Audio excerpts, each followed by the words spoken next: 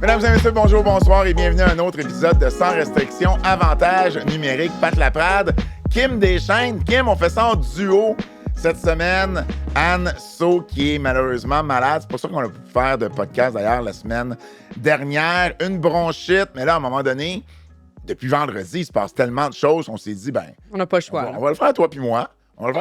C'est peut-être une nouvelle formule. Hey, tu le sais, qui va à la chasse perd sa place. C'est ça, pour Vanso. Écoute, ça va peut-être être à égalité numérique pour les prochaines semaines. Non, on souhaite bon rétablissement. Anso qui nous a envoyé d'ailleurs ses choix pour le segment prédiction parce que tu sais comment compétitive elle est. Puis je pointe la chaise vide en plus, il n'y a juste personne. Là, je pointe une chaise vide en ce moment, ce qui est très drôle. Mais oui, bien content de te retrouver, Kim, parce que je le disais depuis vendredi, il s'en est passé. Oui, ça brasse. Ça brasse. Parlons premièrement, parce que oui, on va parler de l'expansion, parce que ce matin, la nouvelle est sortie sur les règlements de l'expansion. On va tout vous expliquer ça. C'est pas nécessairement évident, mais on va tout vous expliquer ça. Maintenant, vendredi, la Victoire de Montréal a été éliminée en 4 matchs contre Ottawa. Match de 2-1 pour Ottawa. C'est pas ce qu'on avait prévu, c'est pas ce qu'on avait prédit. On pensait que Montréal avait... On disait même que Montréal avait fait le bon choix de prendre Ottawa. Et finalement, 3-1, la série s'est terminée. Un match seulement qu'on a réussi à gagner en 2 saisons d'éliminatoire. L'an dernier, la Victoire s'était fait blanchir face au... elle s'était fait balayer plutôt face à Boston. 3 matchs à 0. C'est quoi tes premières impressions quand j'étais déçue parce que, tu sais, on a des amis dans l'équipe de Montréal, puis, tu sais, ils ont fini au premier au classement, il y avait l'équipe, tu sais, sur papier, ils ont vraiment des bonnes joueuses, Montréal, là. Mais malheureusement, Ottawa, puis ils l'ont dit à un point de presse, si on est capable d'arrêter le premier trio, puis Anso, je me souviens, elle l'a dit dans un des derniers balados, si on arrête le premier trio, on est capable de gagner contre la Victoire, puis Ottawa, ils ont réussi à le faire. Fait que, tu sais, chapeau pour eux parce qu'ils méritent la victoire, là, on s'entend. Là, ils ont travaillé tellement fort, ils ont eu une saison, un peu des montagnes russes, des hauts et des bas, on perd match. Philippe qui revient. Mais vraiment. La deuxième moitié de saison d'Ottawa ça a été leur saison, exactement. Quand Maschmeyer s'est blessé, on pensait que c'était terminé. Et au contraire, c'est à peu près à ce moment-là qu'ils ont commencé à mieux, peut-être pas mieux jouer, mais gagner plus de matchs, mettre plus de points au compteur. Gwyneth Phillips s'est révélée comme... Après les championnats du monde, en fait, tu sais, aussi toutes les filles de la Tchéquie, t'as Philippe qui a gagné la médaille d'or, tu sais, qui reviennent en force avec la confiance, puis ça leur a aidé pour les séries, c'est sûr. OK.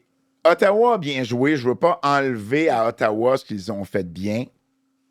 Mais c'est quand même une série où Montréal a encore une fois pas été capable de marquer beaucoup de buts. L'attaque a été anémique. C'est 6 buts en 4 matchs. L'an dernier, ça avait été 4 buts en 4 matchs. Cette année, 6 buts en 4 matchs. Et pour une deuxième année consécutive, c'est l'équipe qui marque le moins de buts en séries éliminatoires dans la première ronde. Là, tu pourrais me dire, ben oui, mais Ottawa en a juste marqué 8. Oui, mais ces 8 buts-là ont donné 2 victoires de plus à l'équipe. Donc, ça, pour moi, il y a une différence. Mon père disait souvent 2 choses. Il disait, passer proche, ça compte pas. Puis, tu peux pas gagner des games si tu marques pas de but. Je suis d'accord. Alors, c'est difficile quand t'en marques juste 6. Anne-Renée Desbiens a accordé 3 buts à ses 2 derniers matchs. Dans mon livre à moi, ça devrait au moins te donner une victoire. Peut-être même 2, mais au moins une victoire. Puis on n'a pas été capable. Les 2 derniers matchs, Montréal a perdu 1-0 et 2-1. C'est tough. C'est des matchs très serrés, là. C'est des matchs très serrés. Maintenant, je reviens à l'autre affaire que mon père disait.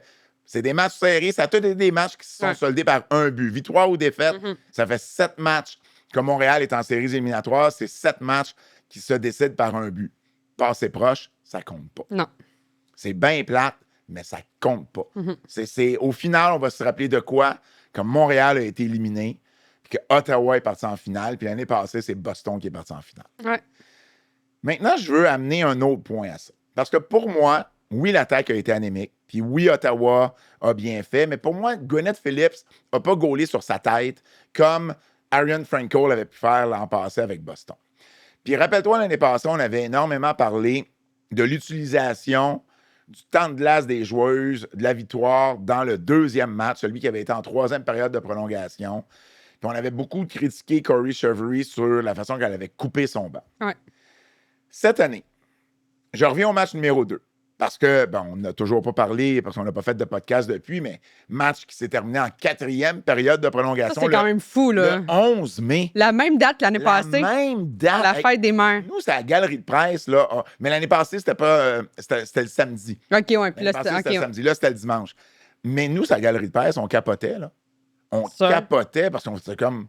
Mais voyons, C'est un déjà-vu, là. les chances que ça arrive la même date et que le match soit encore plus long cette fois-ci. Je veux dire, écoute, j'ai des anecdotes. Si on a le temps, sinon je le ferai à un autre épisode, mais si on a le temps, j'ai des anecdotes de cette journée-là.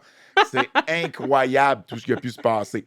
Bref, je te ramène fin de troisième période. OK? Il y a... C'est 2-1 Montréal. Montréal a mené 2-0 une certaine partie Ouais. 1-0, puis ensuite 2-0, certaines parties du match. Ottawa marque un but en troisième période. C'est 2-1. Et là, on retire la gardienne. Et il y a une succession de icing. OK? On se débarrasse de la rondelle. On est un peu épuisé du côté de Montréal. Et là, il y a un icing qui est calé, donc mise en jeu dans la zone de la victoire. Et Marie-Philippe Poulin regarde en direction du banc et demande à Corey Chevery un time-out. Chevery refuse. Et tu vois le non-verbal de Pou qui ne comprend pas, qui a l'air exténué. Elle a fait, tu sais, elle est penchée sur son bâton puis elle fait des tours, là, tu sais, pour essayer de récupérer. récupérer. Sur la séquence qui a suivi, genre, il n'y a pas eu d'autre arrêt de jeu, là, sur la séquence qui a suivi, Ottawa a égalisé la marque. Puis là, vous allez me dire, ben oui, mais Montréal a quand même gagné le match. Oui, ça a pris 3 périodes et 15 minutes de plus. Ouais. Ça, c'est un match de plus, en fait. C'est même plus qu'un match, tu comprends? C'est plus qu'un match, c'est 15 minutes de plus qu'un autre match. Résultat, durant les 115 minutes de jeu qui ont suivi, Montréal n'a pas marqué un but. C'est fou, Ça a pris le but de Maureen Murphy dans le match numéro 4 pour mener la marque 2-1 Ottawa. Puis il restait 5 minutes à faire au match, puis finalement 5 minutes à la série. Mm-hmm. Moi, j'en reviens pas de ça. J'en reviens pas de ça parce que c'est ta capitaine. C'est pas... Je veux pas manquer de respect à personne. C'est pas Dara Gregg qui a joué 2 minutes dans le match qui te demande un time-out. Non. C'est ta foot capitaine qui te demande un time-out. Celle qui a la joueuse de hockey a probablement joué le plus de minutes en 24-25 quand tu inclus la série de la rivalité, le championnat du monde, la victoire, elle joue sur le premier trio de toutes ces équipes-là. Elle te le demande un time-out et tu dis non. Mais on a-tu la raison? On a-tu l'autre version? Personne n'a encore posé la question à Corey. Elle n'avait pas pris son time-out. Là. Elle avait le droit d'avoir un time-out. Ouais. Elle avait le droit, puis elle a refusé. Oui. Tu sais, ça, c'est... En tout cas, moi, dans ma tête, Pou, elle te demande un time-out, tu lui donnes. Je veux dire, c'est genre la reine, là. Tu lui donnes tout ce qu'elle veut, là. Ben oui. Puis elle te le demande pas pour rien. Là. Non, il y a une raison, là. C'est de deux choses là. Elle te le demande pour elle-même ou elle te le demande pour les joueuses avec qui elle est sur la glace. Tu sais, je comprends que ça donne aussi une pause à l'autre équipe. Oui. Ça fait sûrement un petit bout qu'ils sont là parce que tu mets tes meilleurs effectifs pendant ce temps-là, mais en même temps, tu veux que Pou soit à 100%. Si elle est à 100%, elle est meilleure que tout le monde de l'autre équipe, là. Ben, exactement. Puis je comprends pas. C'est Pou. C'est ça, je dis, c'est Pou. Tu as été capitaine. Je veux dire, à un moment donné, la capitaine, elle a un pouvoir, mais oui. Elle a un pouvoir, elle a un sens de ce qui se passe sur la patinoire. S'il y a une joueuse que tu peux écouter, c'est ta capitaine. Puis, tant ta capitaine, c'est Marie-Philippe Poulin. En plus. de GOAT. Tu fais comme, mais je comprends pas ce qui s'est passé. Puis personne ne l'a posé à Corey parce qu'évidemment, ce jeu-là est arrivé une vie avant, tu comprends? C'est trop tard. Et on a joué 3 périodes, quasiment 4 de plus. L'équipe a gagné. Fait, tu ne veux pas aller nécessairement dans le négatif parce que c'est plus ça l'histoire. Ouais. Si l'équipe avait perdu, j'aurais posé la question. Ouais. Mais là, tu ne le demandes pas. Et puis, il n'y a pas eu d'autres points de presse à Montréal après à des entraînements. Il y a eu un point de presse virtuel. Personne ne lui a demandé ça. Parce que c'est pas tout le monde qui a vu ça non plus. Ouais, c'est ça. C'est pas tout le monde qui Parce que j'imagine, à la télé, tu le voyais pas, ça, là. J'ai pas écouté le match à la télé. Tu sais, il faut que tu sois sur place pour le voir. Là, Mais moi, ça m'a été rapporté par, je veux dire, Christian Rogen a parlé à Radio-Canada, j'en ai parlé dans une de mes chroniques, mais il y a des gens sur place qui m'ont rapporté la chose aussi. Là. Qui l'ont vu, là. Qui l'ont vu, là, clairement. Là. Et tu fais comme, mais je comprends pas ce qui s'est passé là. Je te donne un autre. Ça, c'est comme un déclic, en fait. Là. Puis là, ça fait juste effet boule de neige. Là. Ça, c'est un des premiers. Là. Oui, puis l'autre affaire. Corey Cheverry s'est entêté à faire jouer 13 attaquantes, 6 défenseurs. Toi, tu as joué, Kim. Je te pose la question. Qu'est-ce qui est plus facile? Jouer 13-6 ou jouer 12-7? 12-7. Bon. C'est correct. Mais tu sais, on s'entend, si c'est un premier, deuxième trio, même troisième trio, c'est correct. Mais quand t'es les 4 sur le quatrième trio, c'est vraiment difficile parce que, premièrement, t'as pas de temps de glace. Puis là, aussitôt que t'embarques, ben là, tu dois changer avec 4 filles. Fait que souvent, ils vont dire qu'une période, ben, c'est l'ailier gauche, l'autre période, c'est l'ailier droit, puis ainsi de suite. T'sais. Il y a un échange qui se fait entre ça. Mais souvent, quand tu arrives à embarquer en tant que quatrième ligne, ben là, il y a une punition, il y a un power play, il y a un piqué. Fait que tu te rassois, tu embarques un petit 15 secondes, tu reviens. Fait que c'est vraiment difficile à garder le momentum. Oui, tu veux être positif sur le banc. Mais à un moment donné, ça vient lourd aussi. T'es comme moi aussi, là, je suis capable de faire une différence. Je suis là, tu sais, j'ai fait l'équipe pour une raison. Puis, tu sais, on le voit, là, peut-être qu'Ottawa, je pense que c'est peut-être plus équilibré, peut-être l'équipe. Tu sais, elle utilisait beaucoup plus ses trios que, exemple, la victoire. Fait que peut-être que ça fait une différence en bout de ligne, on le saura pas. Mais oui, je suis d'accord avec toi que le 12-7 est beaucoup plus avantageux et beaucoup plus le fun en tant qu'attaquante. Tandis que, tu sais, à def, la septième attaquant, la septième def, au pire, t'as fait pas jouer, là. Je veux dire, tu roules à 6 def puis t'es correct, là. Dans le pire des cas où, à l'inverse, ta septième défenseuse, si t'es pour la faire jouer, elle risque de jouer plus de minutes que ta 13e attaquante. Ça, c'est sûr et certain. Donc, c'est plus avantageux pour toi d'amener une 19e joueuse qui va jouer plus de minutes, tout dépendamment si tu prends la défense ou attaque. Surtout dans un contexte où, à Montréal, on avait Maria Capo et Anna Waldron, où on n'est pas sûr si elles étaient à 100%. Tu sais, la dernière pratique avant le match du 11 mai, les deux jouaient avec un chandail rouge. Les deux pratiquaient avec un chandail rouge. Donc, on limitait les contacts. Ça, c'est... Ça te donne un indice qu'ils sont peut-être pas à 100%. Ça te donne un indice qu'ils sont peut-être pas à 100%. Ça, c'était le samedi. Tu vois, ça, c'était le samedi avant le match du dimanche.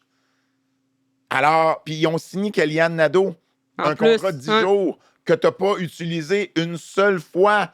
Une seule fois.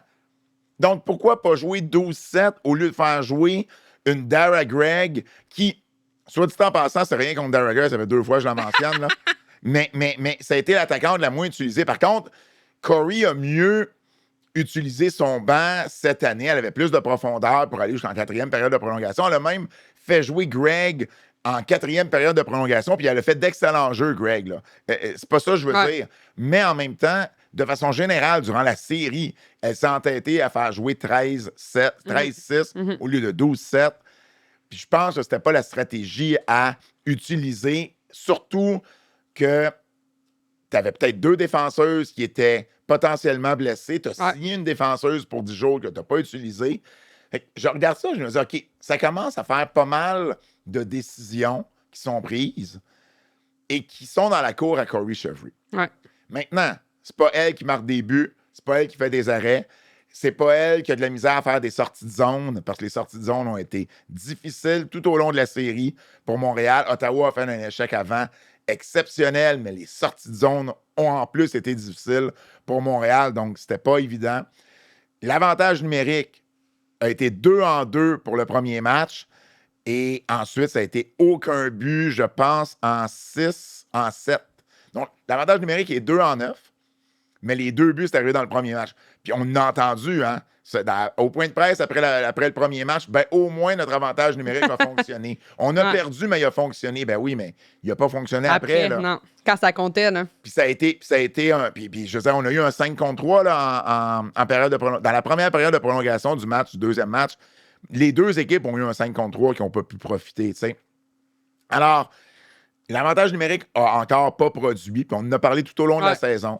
L'attaque a été anémique, puis c'est pas nouveau, là. La dernière moitié de saison, le dernier tiers, quart de la saison même, on le sait, là, c'était le premier trio qui fonctionnait, that's it. Mais je me souviens, au début de l'année, le premier trio, c'était pas nécessairement eux qui amenaient le plus de buts. Puis les autres filles, on dirait que se sont comme levées pour avoir des victoires pour l'équipe de la victoire. Mais après ça, ça s'est comme éteindu, ce côté-là. Puis je pense que qu'est-ce qui est arrivé, c'est que la blessure à la Belle, on va dire après ça, ça a comme ça a changé la dynamique. Ça a vraiment changé les trios, exactement. Puis là, ben, elle est revenue. Puis j'ai l'impression qu'ils l'ont pas utilisée à sa juste valeur. Mais en même depuis temps, son retour. Tu as raison, mais en même temps, ils ont trouvé un nouveau trio qui a bien fonctionné. Ouais, je suis d'accord. O'Neal avec Dubois puis Willoughby, ça a été probablement, à part le premier trio ou même le premier duo, là, je veux dire, Stacey puis Poulain, c'est dans une classe à part, ça a été un excellent trio. O'Neal a retrouvé on a retrouvé la O'Neal que j'aime voir jouer puis que, tu sais, pourquoi elle est avec Team Canada, tu comprends? Mais en bout de ligne, tu as raison que le reste de l'équipe, ça avait été plus difficile. Je vous avais sorti des statistiques sur le podcast, d'ailleurs, que c'était le premier trio. Puis, tu sais, Anson avait parlé. Teresa Vanisova l'avait dit, la clé du succès pour battre Montréal, c'est de neutraliser le premier trio. Ben écoute, ça a marché. Poulain a un but, une passe.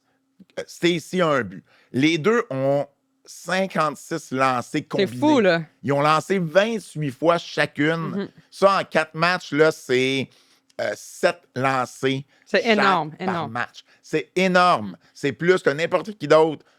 Mais ils ont un but chaque seulement. Garner a 3 points, 3 aides. Ce qui fait que les 3 ensemble ont 6 points. Taylor Icy, du Frost du Minnesota, en première ronde. En première ronde, a 7 points. Le premier trio n'a pas plus de points que joueuse Taylor Icy de Minnesota. C'est quand même fou. L'attaque a été anémique, c'est pas nouveau. L'avantage numérique a été déficient, c'est pas nouveau. Fait que non, Corey Chevry, c'est pas celle qui marque des buts et qui fait des arrêts. Mais c'est elle qui doit trouver des solutions. Son rôle, c'est de trouver des solutions. Son rôle, c'est de gagner des matchs. Hey, mais moi, j'ai été surprise, là. Le dernier match, tous les changements de trio, c'était quoi, ça? J'imagine qu'elle voulait avoir une étincelle, avoir une bougie là-dedans, mais... Elle a remis Youn Blum. Puis Youn Blum a eu un bon début de match, en plus, avec Stacey puis Poulain. Mais ça n'a pas été suffisant. On n'a pas plus été capable de marquer. Non. Parce qu'il avait mis Garner, justement, sur le troisième trio.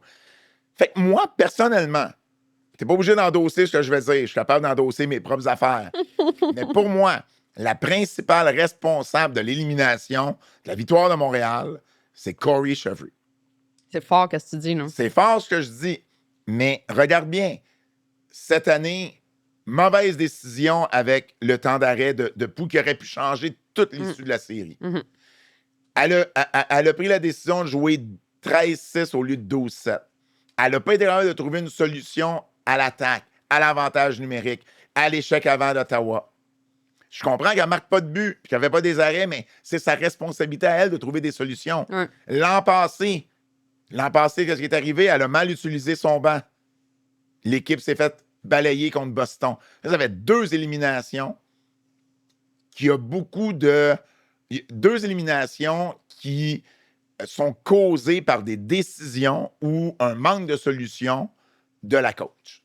Fait que je dis pas qu'il faut congédier Corey Chevry. Non. Je dis juste que ça fait 2 années en série que pour moi, la principale responsable, c'est Corey Chevry. Maintenant, c'est sûr que passer à l'autre... Premièrement, il faut que Daniel Sauvageau voit ça comme moi.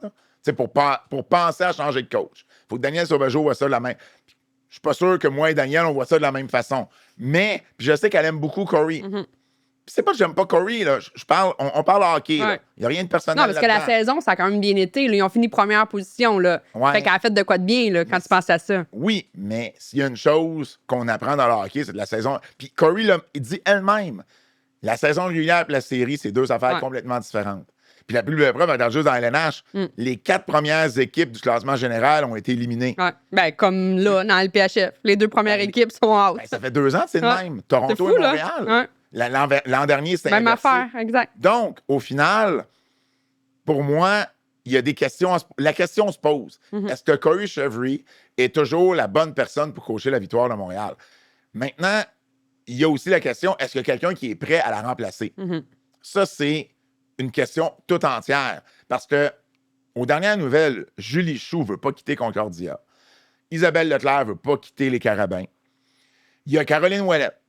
Est-ce que Caro est prête à prendre ce rôle-là? Est-ce qu'elle le veut? Est-ce qu'elle est prête? Parce qu'on s'entend, Caro a beau être impliquée dans le coaching depuis longtemps, elle n'a jamais coaché elle-même toute seule, même pas au niveau universitaire encore. Techniquement, c'est Julie Chou qui est l'entraîneur-chef de Concordia. Mais Caro a fait un excellent job, là. J'en doute même pas. Mais là vient l'autre question, c'est est-ce qu'elle le veut? Ouais, ça, c'est une autre question. Ça, c'est une autre question. Ensuite, il y a qui? Est-ce qu'il y a un entraîneur québécois? Tu sais, parce qu'on s'entend, à Montréal... C'est sûr qu'idéalement, il faudrait qu'il soit bilingue. Quelqu'un qui est bilingue. Pas nécessairement québécois, mais quelqu'un qui est bilingue.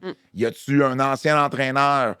Parce que ça peut être un homme, là. Ben oui, ça peut être côté masculin, ben oui. Y a-tu un ancien entraîneur qui a coaché LSJMQ ou Ligue américaine ou même Ligue nationale qui serait prêt à apprendre à relever le défi? Je ne sais pas si cette personne-là existe. Ben, tu sais, je pense avant tout, il faut qu'ils prennent leurs décisions, eux, à l'interne. 100%. Ils vont peut-être, je veux dire... Est-ce que tu donnes une année de plus à Corey avec les équipes de l'expansion, puis tu dis, écoute, tu sais, on va lui donner une année de plus, puis c'est peut-être ça aussi qui va arriver, puis je suis pas nécessairement contre ça, là. Je veux juste dire que, pour moi, ça fait 2 années qu'elle est la principale responsable. Est-ce que il faudrait pas penser à changer de coach?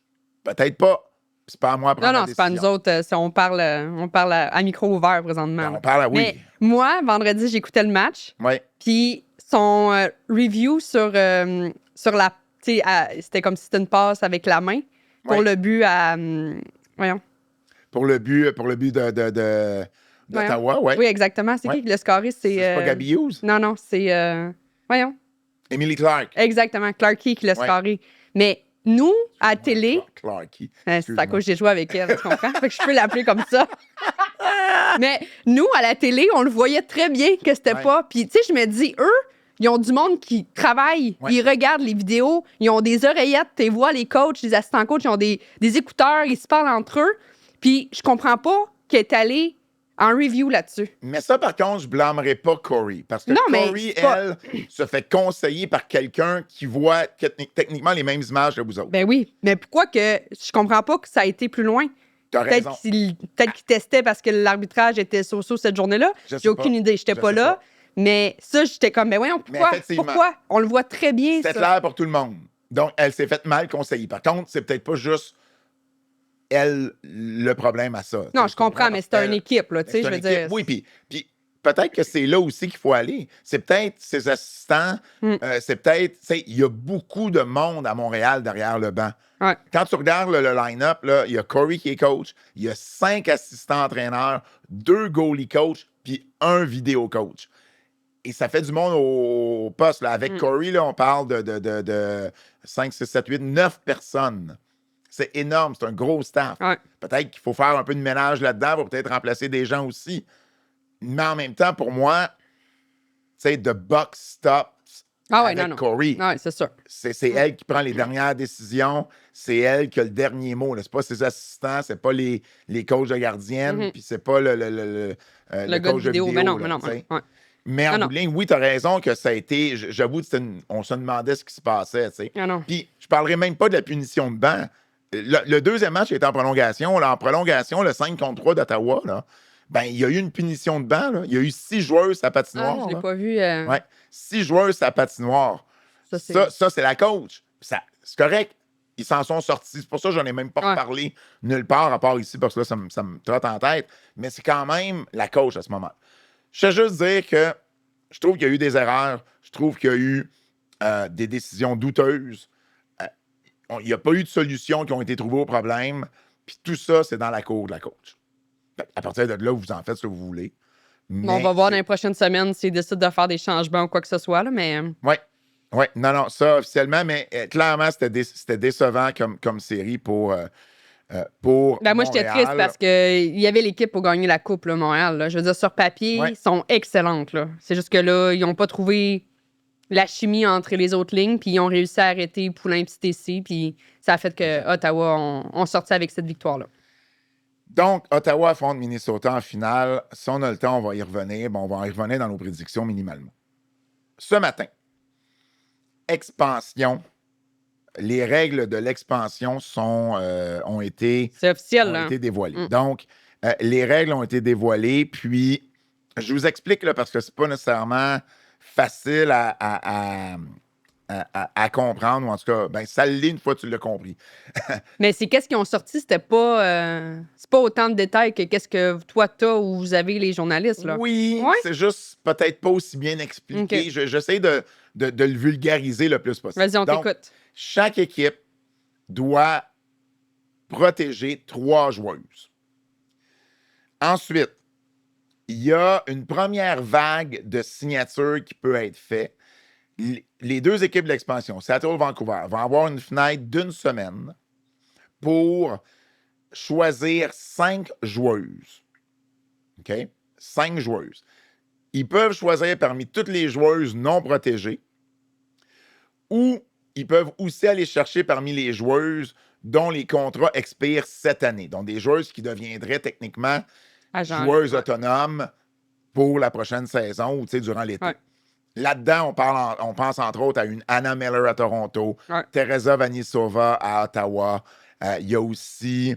une Alexis Labelle qui a fini son contrat là. Oui, exactement. On parle à Montréal. Oui, exact. Bon, il y a toutes ces joueuses-là, mais bon, mettons qu'on parle de 5 joueuses. C'est Anna Miller qui a fini parmi les meilleures pointeuses, Vanisova parmi les meilleures buteuses. Donc, il y a ce pool de joueuses-là qui est réellement disponible. Par contre, il faut à ce moment-là que l'équipe s'entende ou soit sûre de pouvoir signer cette joueuse-là, parce que sinon, elle redevient joueuse autonome. OK. Elle peut refuser, elle, là. La joueuse c'est pas parce qu'elle se fait repêcher par l'équipe qu'elle signe automatiquement avec cette équipe-là. OK. Donc, il faut que tu sois sûr de pouvoir t'entendre. Par contre, l'avantage, c'est que ces équipes-là, ben, présentement, ils ont un budget vierge. Donc, ils peuvent donner du 100 000 par année à une Anna Miller, par exemple, s'ils le veulent. Tu comprends? Mm-hmm. Donc, l'argent est quand même disponible pour ce type de joueuse-là. Là, ça sera aucunement clair. Ça se peut que je vous donne une version plus brève que celle que je suis en train de faire. Là. Les équipes, d'ailleurs, dans leur liste de protection, il faut qu'ils protègent des joueuses dont le contrat se termine, dont les contrats sont bons pour l'année prochaine. Fait que les filles qui ont signé 3 ans. Les filles, ben, en fait, c'est parce que oui, mais il y a eu des contrats qui ont signé. Youngbloom est signé pour 3 ans à la 12e année. Ouais. Fait que n'importe quelle joueuse qui est sous contrat pour l'année prochaine ou dont les droits appartiennent à l'équipe l'année prochaine. Sarah Fillier à New York, elle a signé 1 an. Ouais. Ses droits appartiennent à l'équipe pour 2 ans. Donc, Sarah Fillier, elle peut être protégée par New York. OK. Amanda Castle, qui est un cas utopique parce que ça ne jouera jamais, ses droits appartiennent à Montréal, donc elle peut être protégée par Montréal si Montréal voulait la protéger. Elle ne le fera pas. Ben non, mais si Montréal voulait la protéger... parce qu'ils ont ses droits. Ils ont ses droits, exactement. Ensuite, qu'est-ce qui se passe? Non, je recommence du début, parce que là, il y a eu bien des explications. Chaque équipe protège 3 joueuses parmi toutes celles qui ont un contrat pour l'an prochain ou dont les droits appartiennent à l'équipe l'an prochain. Ensuite, les 2 équipes de l'expansion peuvent repêcher 5 joueuses parmi tout le pool de joueuses non protégées ou parmi le pool de joueuses qui seront autonomes l'an prochain. Par contre, elles doivent s'entendre contractuellement parlant avec ces joueuses-là. Mm-hmm. Une fois ces 5 joueuses-là, c'est un maximum de 5 joueuses. Ils ne sont pas obligés d'aller à 5. OK. Une fois ça c'est fait, la fenêtre d'exclusivité est terminée. Ils doivent repêcher, ça va être le repêchage de l'expansion. Ils doivent repêcher un maximum de 7 joueuses, mais c'est pas vraiment un maximum dans le sens où si tu as signé juste repêcher 4 joueuses dans la première section, ben il faut que tu te rendes à 12. Donc, tu vas en repêcher 8. Mais si tu en as pris 5 dans la première, c'est 7 dans la deuxième. Okay. Tu comprends? Mais au total, il faut que ça devienne 12 joueuses. Okay. Au total, une équipe ne peut pas perdre plus que 4 joueuses. C'est logique, là. Tu as 12 joueuses par équipe d'expansion, c'est 24 joueuses. Divisé par 6, c'est 4. Okay. Au moment qu'une équipe a 2 joueuses de son équipe qui est repêchée, que ce soit dans la fenêtre d'exclusivité ou dans le repêchage de l'expansion proprement dit, tu peux protéger une 4e joueuse. Okay. Et ensuite, c'est fini. Alors, ça, c'est le repêchage de l'expansion. Ça se fait sur plusieurs journées. C'est-à-dire que le 3 juin à midi, on doit donner nos listes. Nos listes. pas une 3. liste de protection, là. 3 joueuses. J'ai des listes d'épicerie plus longues que cette liste de protection-là. J'ai été à matin à l'épicerie puis j'ai acheté 4 articles. Là. C'était plus long. Exact. Puis t'appelles pas ça aller faire l'épicerie. Non, du lait, des œufs. C'est ça. J'ai été faire des commissions, c'est tout. Donc, les commissions, là, c'est 3 joueuses. Ouais. Fait que cette courte liste-là doit être donnée 3 juin à midi. OK. Du 4 au 8 juin, c'est la fenêtre d'exclusivité pour repêcher 5 joueuses ou signer des joueuses qui seraient autonomes l'an prochain. Ah, l'autre joueur que je cherchais, c'était Nathalie Spooner. Ah, ben j'avoue. Hein? Mais Nathalie Spooner ne quittera pas Toronto. Elle a demandé de rester à Toronto lors du repêchage inaugural. Je serais bien surpris qu'elle quitte pour Seattle et Vancouver. Non, je comprends, mais si... Tu sais, je veux... Ah, mais il faut qu'ils s'entendent. Il faut qu'ils s'entendent. Tu ne se payeras pas un choix si tu sais qu'elle va rester à Toronto. Le 9 juin, donc le 9 juin, c'est le repêchage de l'expansion. OK. Et ensuite, 2 semaines plus tard, donc 15 jours plus tard, le 24 juin, c'est le repêchage régulier. Oui, des recrues. Le repêchage des recrues, le repêchage amateur. Il va y avoir 6 rondes au lieu de 7. Okay. Donc là, c'est 3 repêchages en 3 ans avec un nombre de rondes différents. Ça me gosse. Oui, ça change. C'est 15 rondes la première année, 7 rondes l'an passé, 6 rondes cette année. Puis là, l'année prochaine, ça va être 4? Ben, je ne sais pas. Ou ça va être 8. Hein? On sait pas. Ça dépend du nombre de joueurs, j'imagine, qui s'inscrivent? J'ai aucune idée. Non, il y a plus de joueurs cette année que l'an passé. Ah. C'est quand même spécial. Fait que j'ai aucune idée. Mais il n'y a aucune... C'est parce que ça ne fait pas sérieux. Il n'y a aucune stabilité là-dedans. Ça ne fait juste pas sérieux. Mais au final, il y a 48 joueuses qui vont être repêchées lors de ce repêchage-là, 6 fois 8 équipes. On ne sait toujours pas où ces équipes-là vont repêcher. Tout ce qu'on sait, les équipes de l'expansion, tout ce qu'on sait, c'est que New York va repêcher premier. Sauf que là, je prends un peu de recul. Là. Seattle et Vancouver, là, techniquement, ils ont la possibilité d'aller se monter une équipe de fou. Meilleure que certaines équipes originales. Ouais. Ce qui est quand même spécial. Je comprends qu'on veut garder une parité dans la ligue, qu'on veut que ça soit... On veut que ça soit le plus paritaire possible. Mm-hmm. Je le comprends, ça. Puis tu peux pas non plus avoir une équipe... Tu sais, même dans la LNH, c'est plus ça. Tu sais, Vegas a été compétitif à sa première année. Ouais. Bon, je le comprends, ça. Mais il y a une limite, je pense. Moi, je m'attendais à ce que les équipes puissent protéger entre 4 et 6 joueuses. Ouais. Pas 3 ou 4. Mais c'est juste 6, c'est quand même beaucoup, là, par équipe. Mais 3, c'est pas assez. Non, je comprends. Mais 4, au pire 4, tu sais. Ben c'est 4, ils ont la possibilité d'aller à 4, mais une fois que tu en as déjà 2. Et honnêtement, il y a un gros backlash ce matin que j'ai vu sur les réseaux sociaux. Ben des fans ne sont pas contents parce que il y a même des fans qui ont dit j'aurais aimé avoir cette information-là avant d'acheter des billets de saison. Ah ouais? Pense juste à Montréal. OK, on fait un scénario fictif. Ouais. Okay, Montréal, je te donne la liste de joueuses qui est disponible pour protection.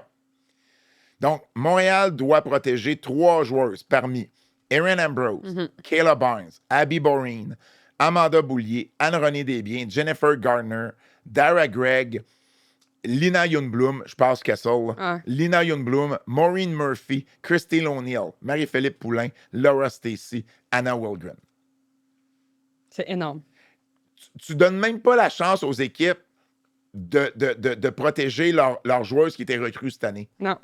Tu sais, Montréal aurait pu au moins bénéficier de garder une Gardner ou une Wildren, puis de ne pas avoir à les protéger. Elles sont déjà protégées. Ouais. Tu leur offres même pas ça.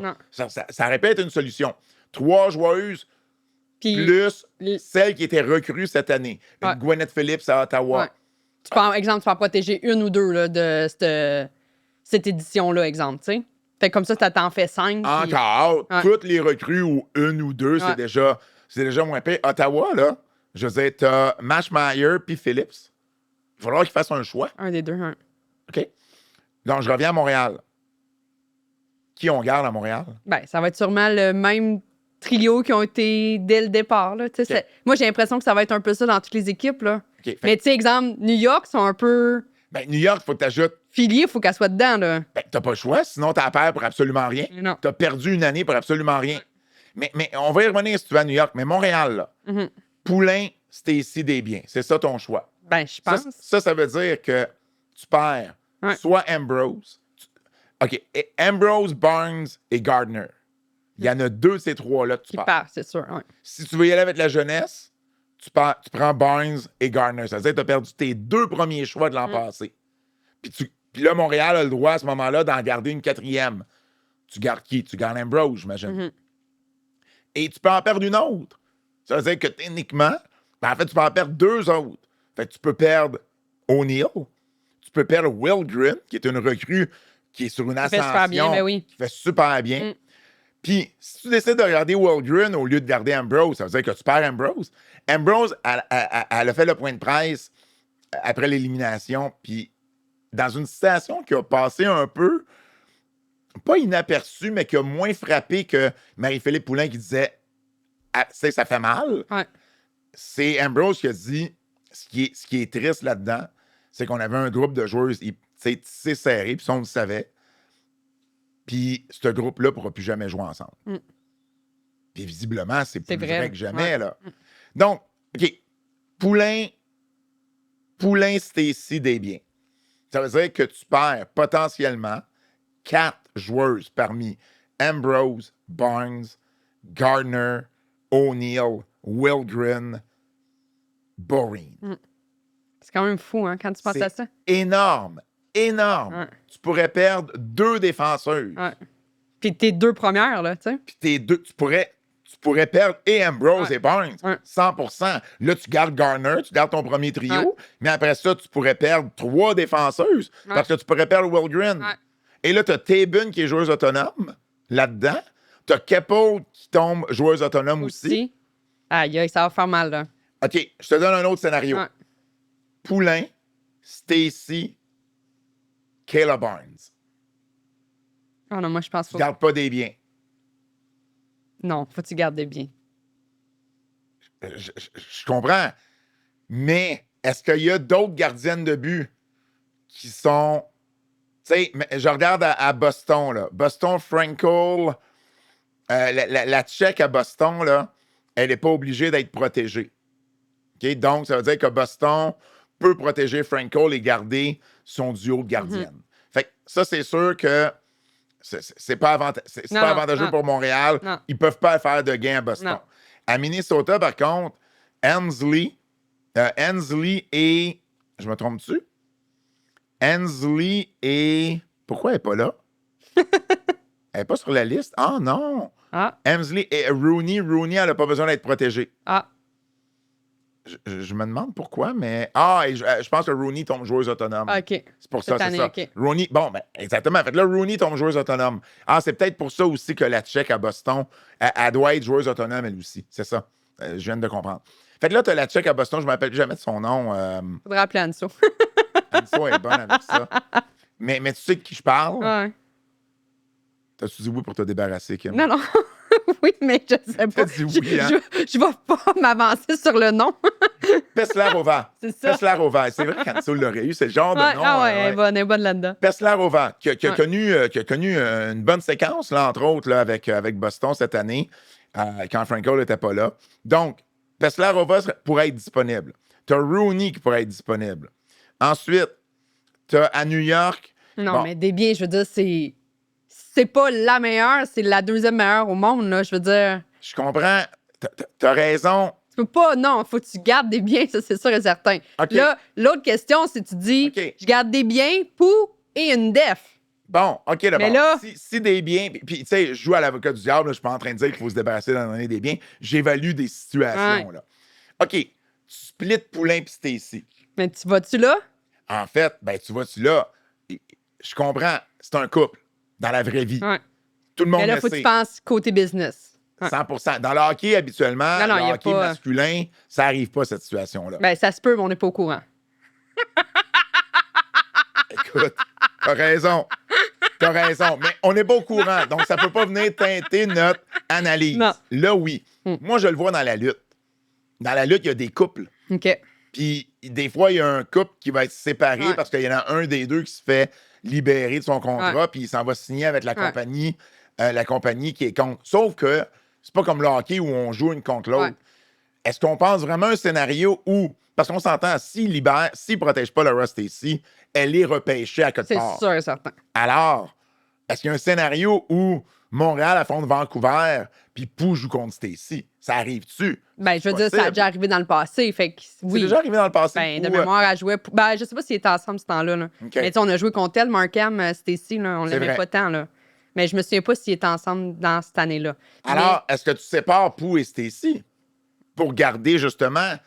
Puis, mettons qu'on va là, quel défenseur tu gardes? Ambrose ou Caleb Barnes? Le futur ou le présent pour quelques années? Ben, moi, j'irais peut-être pour le futur. Si, exemple, Ambrose avait connu une année d'enfer cette année, tu sais, elle a eu un bon début de saison, tu sais, elle avait beaucoup de passes. Ouais. Mais on dirait après ça, on l'a comme. Tu sais, elle était là, mais elle faisait pas rien de wow, là. Au niveau offensif, non. Par contre, Ah, c'est sûr, défensive, elle est solide, là. défensivement, elle était là. Est-ce qu'elle a eu une meilleure saison de l'an passé? Non. Tu sais, puis Ouais. la plus belle preuve, c'est qu'on la voit pas dans les 3 finalistes pour la Ouais. meilleure défenseuse, alors que l'an L'an passé, passé, était là. elle l'a gagné. Ouais. Elle a gagné le prix. Ouais. Tu as Fait une que là- décision à prendre, c'est Barnes ou Ambrose. Maintenant, ça veut dire que, t'imagines ce que tu dis, tu gardes le futur. Ça veut dire que tu gardes Pou, Desbiens et Barnes. Donc, tu pourrais perdre et Stacey et Ambrose. C'est énorme. Hein. Ce sont deux pilières de ton équipe. Ouais. Ça se dit pas pilières, 2 piliers de ton équipe. Mm-hmm. Deux joueuses très populaires au sein des fans. Ouais. Donc, quand il y a des fans qui disent « J'aurais aimé ça, avoir cette Savoir info-là avant », c'est ça aussi, tu perds de ton identité en ayant pu peut-être Stacey Ouais. et en ayant pu peut-être... C'est les têtes Barnes. d'affiche de pas la. Barnes, mais Ambrose. Ouais, c'est les têtes d'affiche de la victoire, là, Ouais. ces filles-là. Là. Et si on prend pour acquis que c'est ces deux-là qui partent, ben là, tu peux en prendre une autre. Fait que tu gardes, j'imagine, Jennifer Garner. Oui, tu la gardes pour le premier trio. Là, ça a super bien été. Là. Et ça veut aussi dire que... Oui, puis là, tu as besoin de quelqu'un pour jouer avec Poulain. Ouais. Mais ça veut aussi dire que tu vas perdre soit Anna Waldron, soit Christine O'Neill, soit Boreen, soit Murphy, soit Youngbloom. Bon, mettons là, Murphy. Murphy, en série, elle est bonne. En saison, Ouais, elle est un saison, peu ça plus a pas effacée. été, hein, ouais. Youngbloom, je pense qu'elle a un bon potentiel, mais il n'y a pas personne dans les règles actuelles du repêchage de l'expansion qui va pleurer le départ de Youngbloom. Non. Waldron, ça serait un plus gros hit à l'équipe. Je pense que Waldron a un très gros potentiel. Puis on l'a vu, sa progression toute l'année. Première apparition au championnat du monde. Elle a gagné la médaille d'or. C'est une de celles qui a bloqué le plus de lancers en saison régulière parmi toutes les défenseuses. Elle est plus solide qu'elle était. Pour vrai, moi, j'ai été impressionné par le jeu de Waldron. Mais tu pourrais aussi perdre une Christine O'Neill. Là, les gens vont dire, Christine O'Neill n'a pas été bonne la saison. Ça me dérange moins. Ouais. Ça se peut. Ouais. C'est peut-être le moindre mal. Ouais. Mais tu pourrais aussi perdre une Abby Boreen. Là, des gens vont dire, ouais, Boreen, elle a eu un bon début de saison, puis elle a été pas mal effacée le restant de la saison. Ouais. Fine. Mais je reviens quand même au fait que tu vas avoir perdu Stacey et Ambrose. Ouais. Ou Stacey. Ou les deux, Ambrose puis Barnes. Les quatre à protéger. OK, je reviens. Poulain, Desbiens, c'est les intouchables. Ouais. Ça, on est d'accord. Ben, en fait, j'ai amené le point de Desbiens, il n'a pas passé. Non, Fait mais que non, je mais me non. rallie Mais tu sais, à on toi. parle de tête d'affiche. Des biens, ça en a un aussi, là. Je le sais. C'est Pou, mais c'est la même une affaire. position qui est la position la plus forte dans la ligue. Il y a beaucoup de bonnes deuxièmes qui pourraient être premières. Fait que de là ma non, je théorie comprends. si tu laisses aller des biens, tu peux peut-être plus facilement la remplacer qu'une attaquante. Pas une attaquante, mais une défenseuse. Mhm. C'est le poste de défenseuse qui est tough à Ouais, remplacer. mais l'année passée, on l'a vu, c'était difficile. Cette année, ils ont été chercher des nouvelles defs, des bonnes defs. Ça l'a aidé. Et là, tu risques là, de perdre. Tu pourrais perdre 2 de tes 3 meilleures défenseuses de l'année. Ouais. Puis dans le repêchage, t'en as pas nécessairement. C'est pas l'année wow, là, pour le repêchage des recrues. Non, mais de toute façon, t'as pas le premier choix. Tu n'auras pas la meilleure à cette position-là. À moins qu'il y ait des joueurs qui vont être disponibles, que leur contrat prend fin, des defs qui pourraient s'entendre avec Montréal. Ben oui, ça, c'est toujours une possibilité. J'ai pas la liste là, des... Mais tu sais, je veux dire, si ce n'est une qui est excellente, ben on s'entend que Vancouver et Seattle, ils vont mettre la main dessus. Là. Ils ont ceux qui ont la priorité présentement. Oui, à partir du moment qu'ils s'entendent. Ouais. avec eux autres l'an prochain, tu sais, pour l'an prochain. Ouais. C'est ça aussi, là, c'est... Mais l'avantage, c'est qu'ils ont, tu sais, ils ont de l'espace sur le cap, eux autres, là. Ça, c'est un gros avantage qu'ils ont. Puis, mais leurs choix doivent aussi être prendre ça en considération. S'ils vont chercher Stacey, une équipe, ça va chercher Stacey Ambrose, elle s'ampute déjà d'une bonne partie de son avantage à ce niveau-là. Je suis d'accord. Sauf qu'il y a 2 équipes, bordel. Fait ils pourraient chacun en prendre une. Puis ça serait correct. Donc, c'est sûr que ça, c'est un peu... c'est un peu plus... mais c'est pour ça que je te dis, si tu perds des biens, ben, tu as peut-être aussi une gardienne que tu peux aller repêcher. Ah, Susanna Tapani, c'est une autre joueuse qui devient autonome l'année prochaine. Je savais qu'il me manquait une attaquante que j'avais pas. Ça peut être intéressant. Hein? Ouais, à la défense, pour vrai, il n'y a pas tant de choix. T'sais, pas au même niveau. Il y en a, mais pas au même niveau. Puis, tu sais, il y a même dans les gardiennes. Tu sais, je veux dire, tu as parlé de la belle tantôt. Il y a Jade-Dany Landry qui devient autonome. Tu sais, puis Jiggy aussi. Mais soyons honnêtes, là, c'est pas celle... Ils seront pas dans les premiers 5, là, tu sais. Ben non, exactement. Il y a Michaela Cava à l'attaque qui devient autonome. Il y a également Vanny Sauva, je l'ai mentionné. Dark Angelo. Pas vrai, ils ont le gros bout du bâton, là. Les 2 équipes là, d'expansion, là. 100%. Ils peuvent se monter une équipe, comme tu dis, là. Ouf, ça va être... j'ai hâte de voir. Jency Rose est une de celles qui est à la défense, là, qui a mieux le fait cette année du côté d'Ottawa, qui devient autonome l'an prochain. Okay. Qui devient autonome, exact.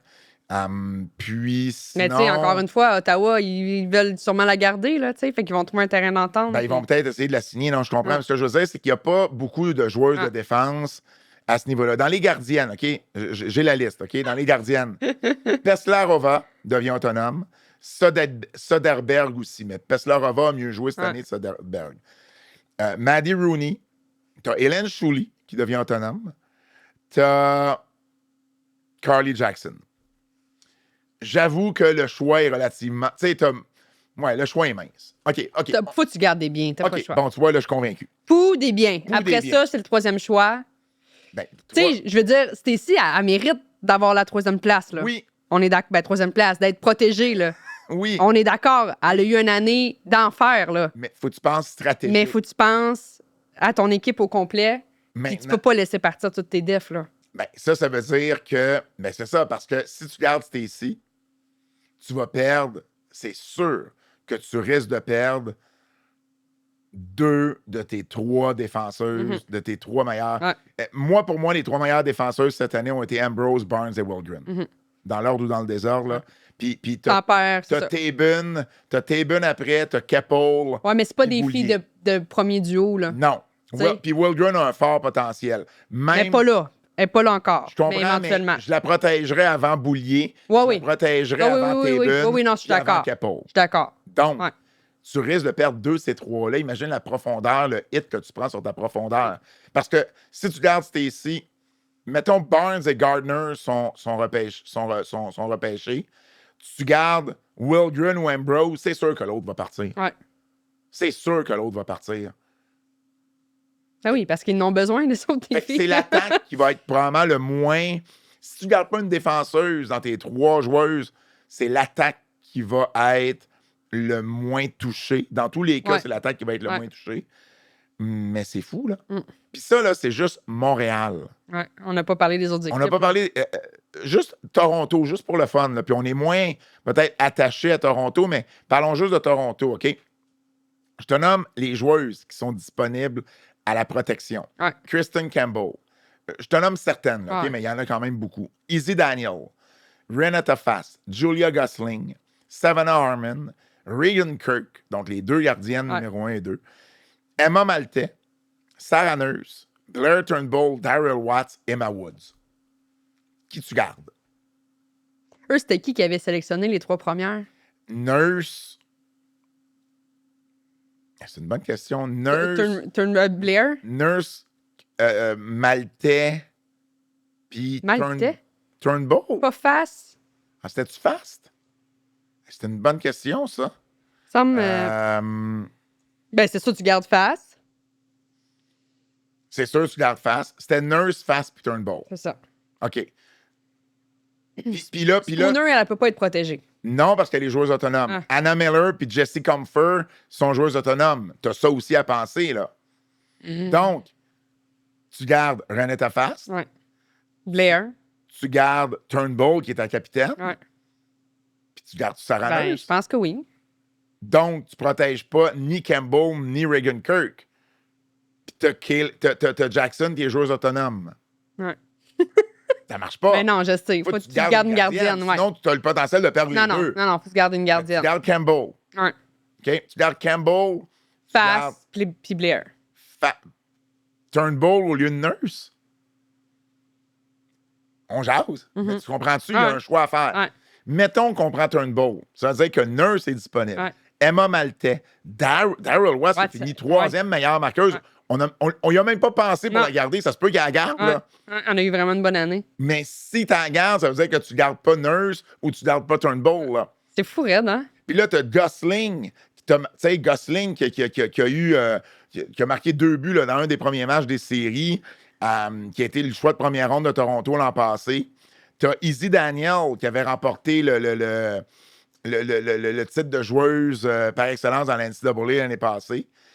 Emma Maltais qui fait partie de Team Canada. Ouais. Emma Woods qui a déjà fait partie de Team Canada.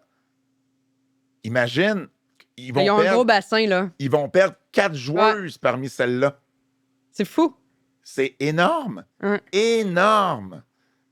Fait que je comprends les fans de ne pas être contents. Ouais. Tu sais, il y a des équipes, ça va peut-être être plus... Quand tu le vois comme ça, là, tu sais, quand tu dis, c'est 3 joueurs, tu sais, je veux dire, Ouais. c'est correct, mais quand tu commences à regarder toutes les joueuses disponibles, puis qui tu protèges là-dedans, c'est difficile, là. Minnesota, faut que tu en gardes 3.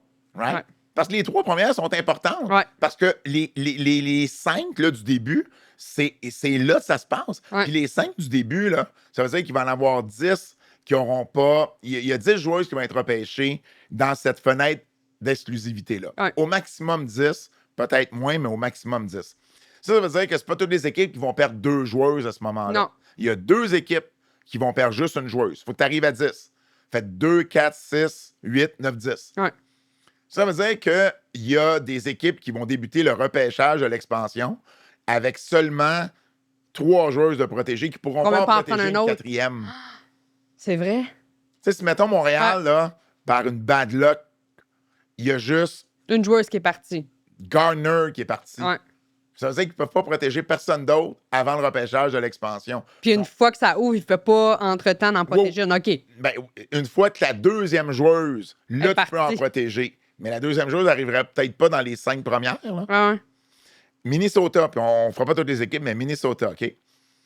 Voici le dilemme. Maddie Rooney, elle est joueuse autonome. Donc, tu as Nicole Hensley. Mhm. Ouais. J'imagine que tu gardes Hensley. Ouais. Taylor Icy, tu la gardes. Regarde. OK? Puis là, ensuite, il faut que tu en gardes une autre. Tu as Sophie Jake, Ouais. puis tu as Claire Thompson, puis tu as Kendall Coyne, Coyne. ta capitaine. Si tu gardes pas Coyne, tu peux perdre Jake et Thompson. Ouais. Ça, c'est énorme. C'est énorme. Ouais. C'est Ouais. 2 des meilleures Mais tu peux défenseuses pas- cette année. Puis tu peux pas prendre Easy, là. En fait, si je me trompe pas, Thompson et Jake sont finalistes pour le prix de la meilleure défenseuse. Faut que t'en gardes une des deux, ça, c'est sûr. Si tu en gardes une des deux, Ouais. Ta ben, ça veut capitaine dire est que peut-être disponible, tu sais. ça veut dire que tu gardes pas. Puis pour moi, Taylor Icy, c'est la joueuse à protéger. Ouais. Ça veut dire que tu gardes pas Coyne ou que tu gardes pas Hensley. Ouais. Puis que tu penses être capable de t'entendre avec Rooney Ouais. si jamais tu perds Hensley. Il y a- Mais tu sais, Mais sûrement ils qu'il va y avoir des discussions avant tout ça, là, tu sais. ils vont perdre au moins une de ces joueuses-là. là. Ouais. Tu sais, Ça va changer carrément les images des ça va équipes. changer la face de tout. Puis il y a Ouais. des équipes qui vont être beaucoup plus affectées Ouais, que d'autres. Ouais. 100%. Ouais. 100%. Tu sais, la charge d'Ottawa, là, elle a un dilemme. Je garde-tu Mash ou je garde Phillips? Ouais. Moi, Ça, c'est énorme, là. écoute, c'est plate ce que je veux dire, mais je pense que je garde Phillips. Plus jeune, elle fait partie de celles qui t'ont amené en Ouais. finale cette année. Mm. Mash a été blessée. Tu sais jamais comment elle peut revenir d'une blessure. Ouais. Mais ça veut dire qu'il y a une équipe d'expansion qui vont la prendre, Mash. Ben, ça, c'est sûr et certain. là. Sûr et certain. Mm. Tu sais, elle regarde à l'attaque à Ottawa, Emily Clark, Brianne Jenner, Mrazova, Sir Daphne. Ils pourront pas protéger tout ce monde-là. Non. Puis tu as une Vanisova qui est agente libre. Ouais. Ou tu sais pas ce qui va arriver avec elle. Ça va être intéressant de voir ça dans les prochaines semaines. Là. Ça commence autour du 3 juin, c'est ça? 3 juin. Fait on va être à l'affût de tout ça, puis j'ai hâte de voir. J'ai une information à te donner. Selon un scoop? Ce que je comprends, à l'heure où on se parle, il n'y a toujours pas de... Il n'y a pas de DG, puis ni de coach, là. À l'heure où on se parle, il n'y a toujours pas... la sélection des DG n'est pas encore terminée. Donc, il n'y aura pas grand temps pour ces équipes de l'expansion-là se revirent de bord et fassent leur devoir comme il faut. Ah, mais je comprends pas. C'est le 3 juin. C'est le 3 juin On que est ça le 19 commence. mai. On est le 19 mai. Et le processus n'est pas encore terminé. 3 juin, c'est à partir de demain, c'est dans 2 semaines. Fait que t'as pas de DG. T'as pas de DG. Mais là, j'imagine qu'ils sont en entrevue ou de quoi, là? C'est pas ça que je dis. Je dis que la sélection n'est pas terminée. Si je sais que je suis en entrevue pour le poste, je commence déjà à faire mes devoirs pour être préparé. Je le comprends. Mais c'est pas la même chose. Qu'est-ce que t'es en poste? Puis... Une fois que t'es en poste, parce que t'as un entraîneur à trouver, t'as un personnel à trouver. T'as bien beau avoir des joueuses, mais ça te prend un staff, là. Fait que t'as beaucoup de choses à faire en très peu de temps. Fait que je dis ça comme ça, là. C'est pas nécessairement évident. Puis, tu sais, on n'a même pas parlé de New York, qui a aussi des grosses décisions. Tu sais, New York, le pensait à la défense, là. Ella Shelton, Jamie Bourbonnais, puis Mika Zandy-Hart. Les autres. Ils pourront pas garder tout ça. Non. Jesse Aldridge, Alex Carpenter, Sarah Fillier. Je viens de nommer 6 joueurs que je voudrais garder. Ouais. Puis t'as pas nommé des gardiennes, non? J'ai pas parlé de Corinne Schroeder. Les autres, ils vont avoir un casse-tête. Je pense que Boston, c'est l'équipe. Finalement, on va avoir parlé de toutes les équipes. Anna Bilka, à l'attaque. Hilary Knight. Knight, t'as protège. Jamie Lee Rattray. C'est peut-être Rattray que tu protèges pas. À la défense, Megan Keller. Oui. Puis t'as Franco. Ottawa est peut-être l'équipe. Boston, tu veux dire. Boston est peut-être l'équipe. Ouais, tu protèges Franco, Keller, puis Knight. Hein? Tu protèges ta gardienne. Oui. Megan. Ouais. Puis Megan. Megan Keller. Ouais. Bon. Ça veut dire que tu pourrais perdre Anna Bilka. Ouais. Il y a beaucoup de choix de première et deuxième ronde de l'an passé qui vont se perdre. Ouais. Malheureusement. Ça va être ça la réalité. Mais oui, peut-être que Boston, c'est l'équipe qui va se faire le moins, qui va prendre le moins gros hit de ça. Mais oui, ça va être intéressant à suivre tout ça. On a encore un peu de temps. Je veux te parler de ma journée de ma fameuse journée. Écoute. Tes péripéties. Ah! T'as pas idée cette journée-là. Donc, on voit le match se dessiner. Là. Puis on le voyait qu'Ottawa mettait de la pression, puis on le voyait le but s'en venir parce qu'Ottawa, tu sais, Montréal dégageait à POC. Bon. Ça, c'est quand Pou a demandé son time-out. Exact. On arrive en prolongation et là, on commence à réaliser qu'on est le 11 mai comme l'année d'avant. Mm-hmm. Mais c'est un match en après-midi au moins. Fait qu'on finira pas à minuit. Ouais. Donc là, les confrères et consorts, au moins, on a du temps pour notre deadline, puis tout. Hey, le match a duré 5h34 minutes, là, ou 5h33 minutes. Là. C'est quand même beaucoup. Puis, à un moment donné, première période de prolongation, une période de fou. 2 5 contre 3 de chaque. C'est quand tu vois un 5 contre 3 en prolongation en série. C'est rare, hey. Là, tu l'as vu des deux côtés, puis il n'y a aucune des deux équipes qui en a profité. On n'en revenait pas. On n'en revenait juste pas. Donc, ça arrive. On arrive en deuxième période de prolongation. Et entre la première et la deuxième, on jasait, tu sais, puis on demandait, c'est bon, qui va se carrer, puis tout ça. Et je te jure, Isabelle Leclerc, qui faisait l'analyse par RDS, dit, ça va être Catherine Dubois qui va marquer. Puis elle va marquer. Là, elle avait calé pour je pense, la deuxième période de prolongation. Okay.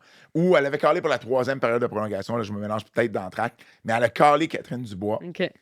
C'est pas arrivé au moment où elle l'a dit, mais c'est arrivé. Quand Dubois a se carré, là, je te jure, moi, Christine Roger, Catherine Harvey-Pinard de la presse, parce que nous, la maison où on est placé, on est juste en dessous des booths pour la télé. Ouais. On s'est tous retournés en pointant Isabelle. Isabelle, elle se pointait elle-même. J'avais raison! J'avais raison. C'était tellement, tellement, tellement drôle. À un moment donné, écoute, entre la deuxième et la troisième période de prolongation, parce que là, il était rendu 6 heures passées. Là, tout le monde a cancellé le souper de la fête des Là, mères. il y a plein de monde qui cancellait des soupers de la fête des mères. Moi, j'avais pris... Sérieux, j'avais dit à ma mère... T'avais-tu amené ta mère? Non. Mais j'avais dit à ma mère, on va souper ensemble le vendredi. Ouais. Le samedi, je sais. Parce que si le match s'en va en prolongation dimanche, je ne sais pas à quelle heure je vais arriver. C'est bon, ça.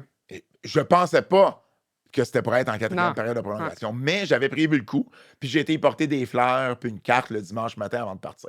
Moi, là, ma besogne est faite. Mais il y a plein de monde qui cancelle des soupers. Il y a des mères là-dedans. Là.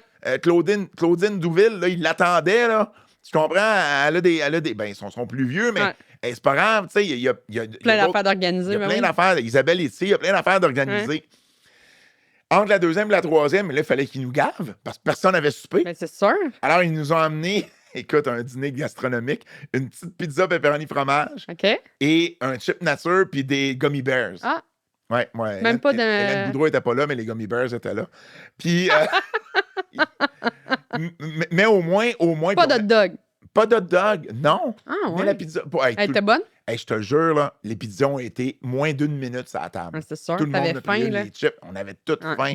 On avait tout. Puis, on avait déjà des breuvages, là, tu sais. Bouteilles d'eau, liqueur et tout ça. Fait ça, c'était correct. Puis là, on commence à faire des jokes, là, parce que là, le match se finit plus, là. Et là, on fait des jokes de qu'est-ce qui va arriver en premier, Grand Theft Auto 6 ou la fin du match. Genre, Minnesota-Toronto commençait à 5 heures. On s'est dit, le match va finir avant nous. Bon. Imagine si c'était arrivé, comment fou ça aurait été.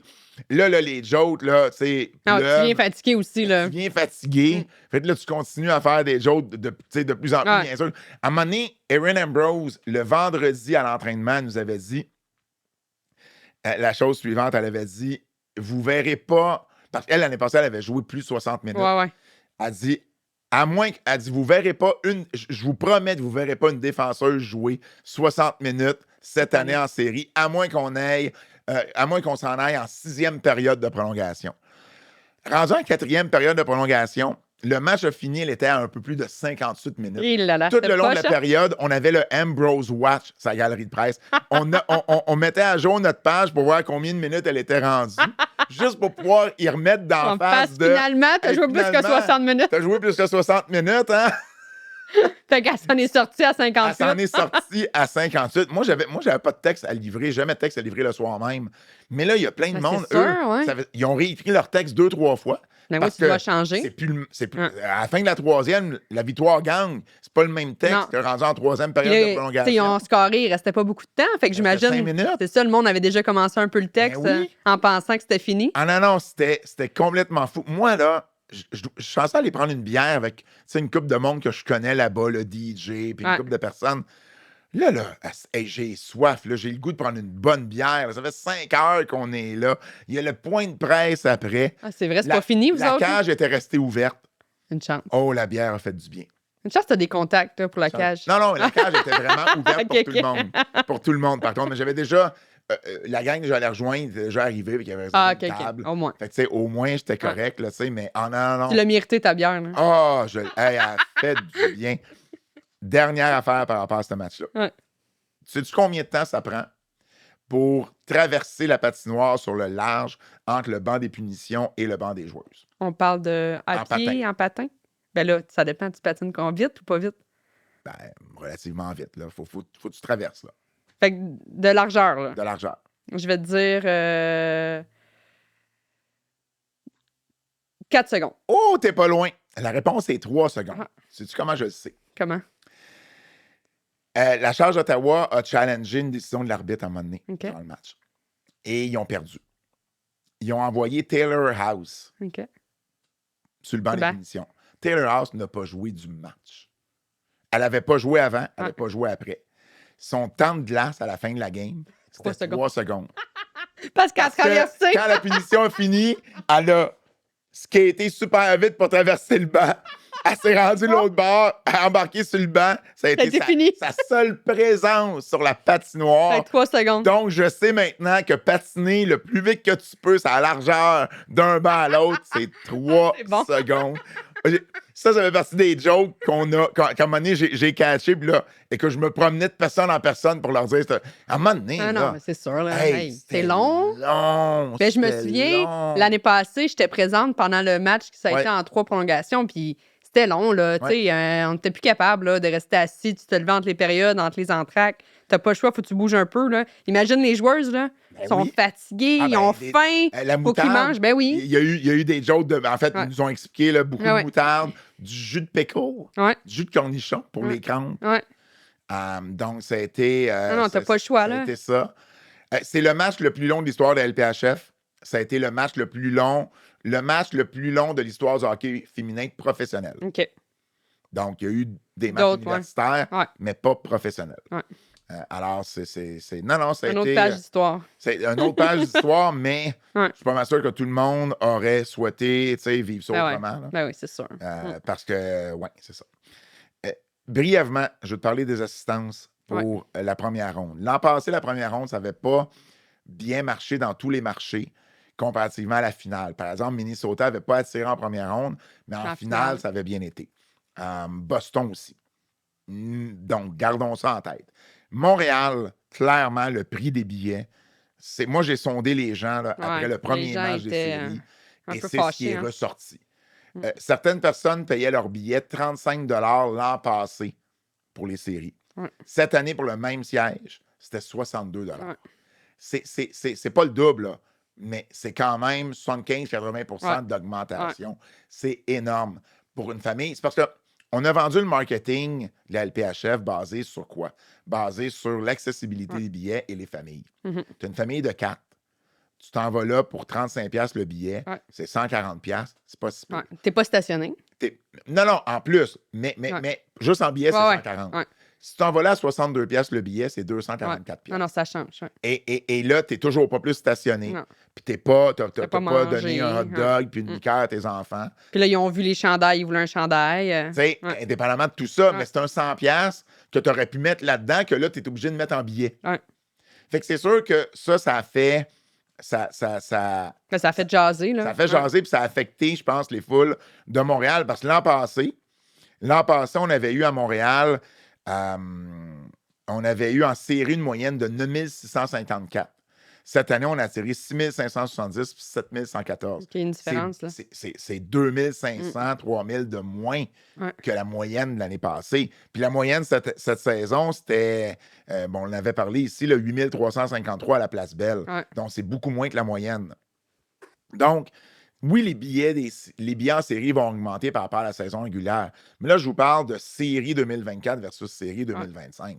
C'est énorme. L'inflation, elle n'est pas de 77%. Non. Puis les salaires ne sont pas augmentés de 77%. Non. Mais les prix des billets, oui. À Toronto et à Minnesota, ce qui a fait mal, c'est le calendrier. Les 2 premiers matchs des Sceptres sont arrivés en même temps que les deux matchs, où il y en a un des deux. Oui, c'est ça. Le premier match des Sceptres à domicile, il y avait un match des Leafs à domicile en série. À domicile. Le deuxième match, les Leafs jouaient en Floride, mais ils jouaient ce soir-là. Donc, ça attire beaucoup de monde dans les bars qui regardent la télévision, qui regardent chez eux à la télévision, au lieu d'aller dans un endroit où ils ne pourront pas checker les Leafs peut-être en même temps. Donc, Toronto a eu 6868, 7659. L'an passé, la moyenne en série, c'était 8518. Puis en saison, c'est 8227. Il y a eu une baisse. Minnesota, c'est les Timberwolves. OK. Donc, les Timberwolves... mais tu sais, est-ce que le monde qui vient de voir la victoire, c'est pas nécessairement eux qui vont voir les Canadiens? Tu sais, c'est pas les mêmes partisans, là. T'as raison que c'est pas nécessairement, mais moi, de ce que je comprends, c'est ça attire tellement l'attention médiatique que ça prend tellement de place que ça vient affecter... Ben, c'est vrai qu'on n'a pas entendu, puis on n'a rien vu de promotion. T'sais, on a vu plein d'affaires des Canadiens, mais il n'y a absolument rien de la victoire. Le Rocket, ici, est en série. Mais encore là, je pense pas que le croisement entre les deux. Et si, tu sais, le crossover, il est si prononcé Non, entre je les pense fans pas. du Non. Rocket puis les fans de la Victoire, mais il y en a un, c'est sûr qu'il y en a un. Ouais. Mais c'est peut-être 500 personnes, peut-être. Ouais.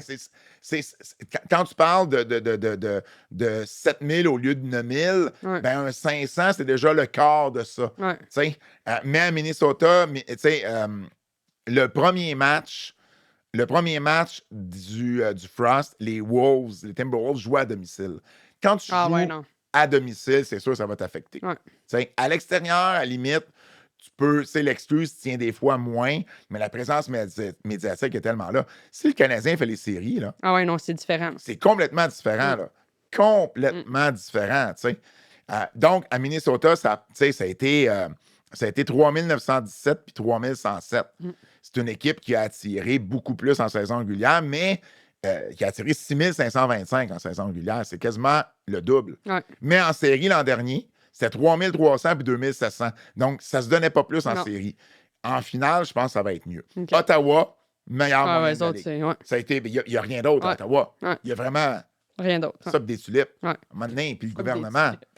Puis genre, tu sais. Ouais. Mais moi, j'ai entendu aussi beaucoup de commentaires que le break des championnats, il y en a beaucoup qui ont décroché suite à ça. Il y a eu une baisse dans le momentum, on l'a senti. C'était palpable, t'as raison. Fait que, tu sais, je pense que tout ça ensemble fait que, malheureusement, c'est vrai que les gens, ils décrochent ou que, tu sais, comme tu dis, un moment donné, 65$ du billet, c'est pas cher comparé aux Canadiens, là. Puis t'as de la qualité sur la glace, mais c'est pas ça que t'as vendu initialement. Fait que c'est sûr qu'il va y avoir un ajustement à faire l'année prochaine parce que, malheureusement, tu vas amener des enfants. Puis il y en a même qui écrivaient « J'ai dû choisir, tu sais, je pouvais juste en amener un sur 2 enfants, 3 enfants. Fait que, tu sais, c'est des choix à faire après ça en famille, là. Donc, au final, ben, je pense qu'à Ottawa, tu sais, les 2 premiers matchs, ça commence mardi et jeudi à Ottawa. Ouais. Je devrais être là jeudi à Ottawa, en principe. Okay. Aller couvrir le match. Mais je pense qu'Ottawa va remplir. Ouais, c'est Minnesota va faire beaucoup mieux. En finale, l'année passée, Minnesota a fait 9000 puis 13 000. Okay, wow. Il avait fait 3000 puis il avait fait à peu près 3000 en première ronde. C'est drôle quand même que... Je le sais. Mais là, voyons voir si... voyons voir comment ça va aller pour Minnesota, mais Ottawa va remplir. Ça, je suis sûr.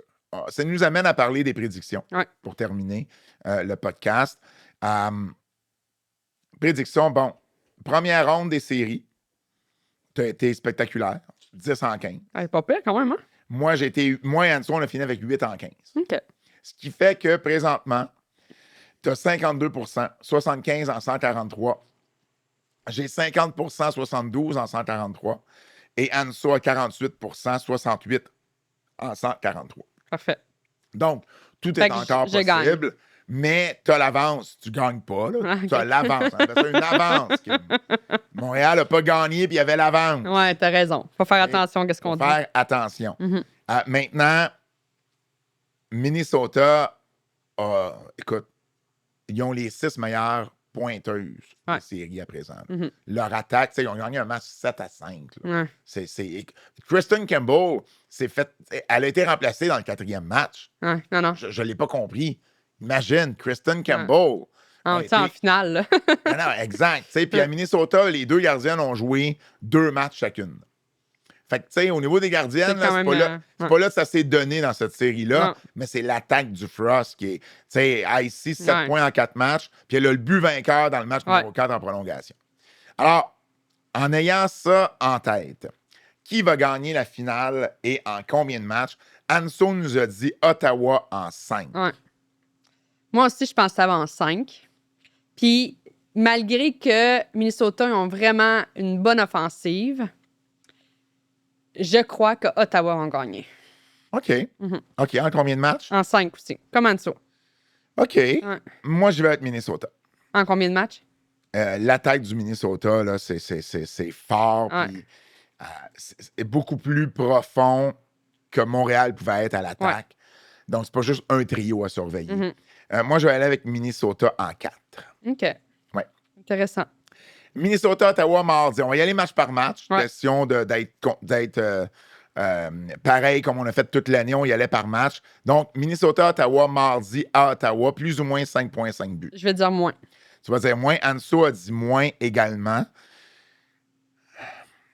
C'est le premier match. Je vais dire plus. Tu sais que c'est juste... c'est quoi, là, t'avais dit l'autre fois, là? Ouais, je connais 2 les stats. tiers... Mais merci de me remettre mes stats en pleine face. Voilà. Par contre, je vais te remettre les stats que Minnesota a battu Toronto 5-3, 7-5 et 4-3. Ouais, mais c'est ça. Mais la dernière fois, je voulais dire des plus, puis tu me disais... Ben oui, mais là, c'est- Minnesota, ils Ouais. ont ouvert les valves. Ben Qu'est-ce là- que je te dise? Ils ont tous mélangé nos statistiques. Ben, je sais. Qui va marquer dans le match? C'est Cava, Michaela Cava Pour Anso, pour Anso. moi, je vais avec Izzy. Ah ben oui, évidemment. Je vais y aller avec Coyne. C'est drôle parce que il y a peut-être 2 de ces 3 joueurs-là qui seront prêts à Minnesota l'an prochain. C'est fou, hein? C'est fou de penser de même. Qui va gagner le premier match? Anso a dit Minnesota. Moi, je vais avec Ottawa. Tu y vas avec Ottawa. Moi, j'y vais aussi avec Minnesota. Minnesota-Ottawa, jeudi. Ouais. Plus ou moins 5,5 buts. Anso a dit moins. Moi, je vais y aller avec plus, là. Toi, ça va être plus. Moi, je vais y aller avec moins. Ah. Clairement, on n'a pas la même stratégie. T'en as-tu une? Stratégie. J'en ai une pour vrai. Ah, moi, j'en ai pas. Ben, moi, j'en ai une. Qui va marquer? Anso a dit Vanisova. Ouais. Moi, je vais y aller avec Clarky. Clarky. Clarky. Moi, je vais y aller avec Icy. Qui va gagner? Anso a dit Ottawa. Moi, je vais avec Minnesota. Tu y vas avec Minnesota. Moi, j'y vais avec Ottawa. Ottawa, Minnesota. Ça passe ou ça casse, toi et moi. Là. Ouais. J'y vais en ligne quasiment. Là.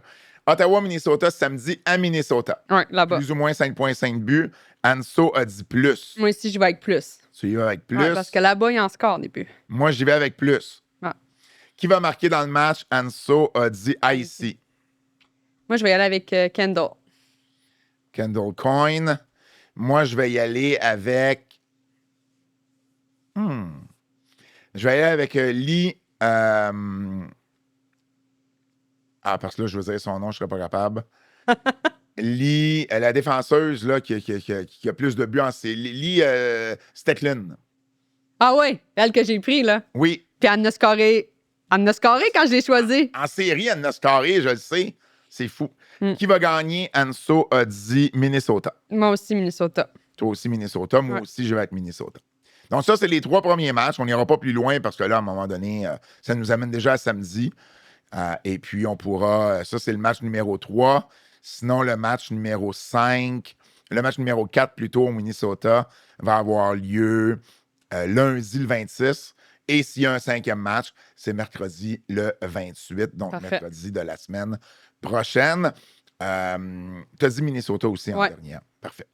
Alors, ça, c'est ce qui nous amène à 3 matchs.